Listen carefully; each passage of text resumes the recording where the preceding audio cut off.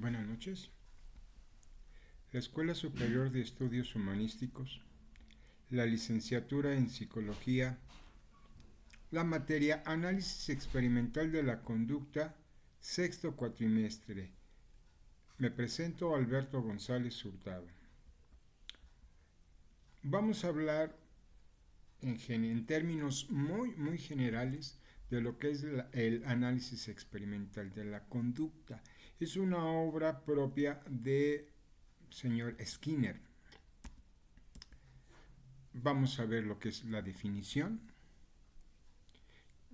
de conducta, definición del análisis experimental de la conducta,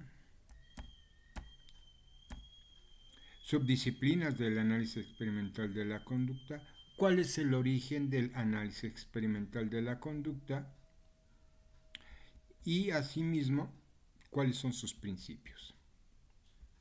También, obviamente, vamos a ver los métodos que ocupa el análisis experimental de la conducta, en donde hablamos de control de contingencias, reforzamiento positivo, reforzamiento negativo, lo que es extinción, lo que es economía de fichas, etc. Pero también debemos de tomar en consideración, ¿sí?, de los trabajos hechos por Wolff. Todo esto en un pequeño introducción que en la siguiente unidad, en la siguiente semana vamos a verlo en detalle, pero ahorita nada más vamos a ver lo que es la introducción. ¿De acuerdo? ¿Qué es el análisis experimental de la conducta? Según la definición que Skinner puso, asimismo lo que es la conducta. ¿De acuerdo? Definición de conducta. Es el conjunto de acciones y reacciones observables de una persona realiza en la respuesta de estímulos.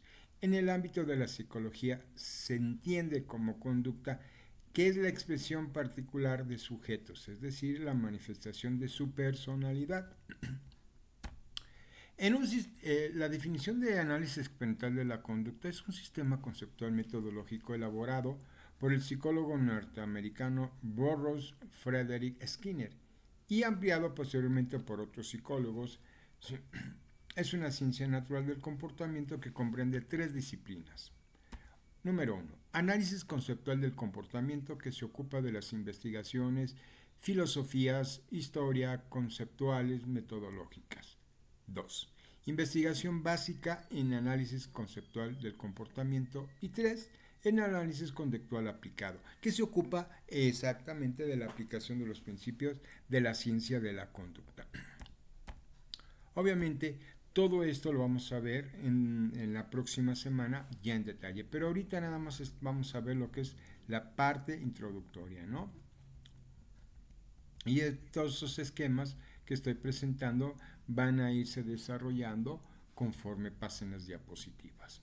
Definición del análisis experimental de la conducta. En el sistema derivado de los trabajos de Burroughs Frederick Skinner se le considera a varios niveles, como un sistema conceptual y metodológico, como una ciencia de laboratorio, como un área de aplicación, como una manera de entender al hombre, su sociedad y modificarlos. La investigación con animales vivos se realiza cuando se va a revelar información que no se puede obtener de otro modo, es decir, que no se puede obtener haciendo investigaciones en los seres humanos como se hace con los animales. Los estudios pueden analizar la conducta de un animal en un determinado entorno y en una respuesta y condición que van a ser muy parecidas a los seres humanos. ¿Cuáles son las subdisciplinas? Tenemos lo que es en el análisis experimental de la conducta para investigaciones históricas, filosóficas, teóricas u metodológicas, para la investigación básica encargada de descubrir los procesos básicos del comportamiento y para la implementación de los problemas clínicos o de la comunidad. ¿Cuál es el origen del análisis experimental de la conducta? ¿Y cuáles son sus principios? Bueno, el origen del análisis experimental de la conducta Como manera introductoria, la psicología vivía una vida a búsqueda de datos experimentales que le consideraba una aparente calidad de ciencia consolidada. Fue precisamente en 1958 que se funda la revista de análisis experimental del comportamiento. En 1957, Skinner ya había publicado un trabajo que llamó El comportamiento de los organismos y su obra maestra fundamental, Horarios de refuerzo, con la colaboración de otros teóricos. Los principios del análisis experimental de la conducta sí se fundamentan 1. En la psicología experimental, en la aplicación tanto en el campo clínico como no clínico, en la evaluación objetiva, en la instalación de repertorios conductuales, en el principio de saciedad, el principio de privación. ¿Sí? Watson deja muy claro que una parte de la psicología rechaza la mente metafísica como un objeto de estudio legítimo. Se proponía un cambio en la conducta como el objeto de interés de la psicología.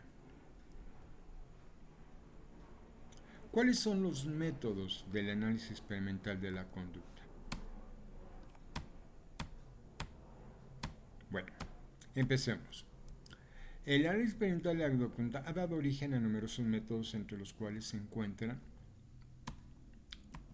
el control de contingencias, el refuerzo positivo, el refuerzo negativo, el autocontrol, el biofeedback y el aprendizaje observacional.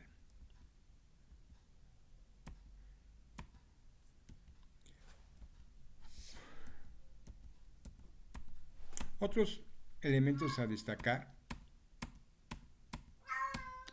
hacer que de la conducta el objeto de estudio de la psicología tenía como ventaja adicional eliminando la introspección como herramienta de recopilación de datos y sustituirla por la observación directa.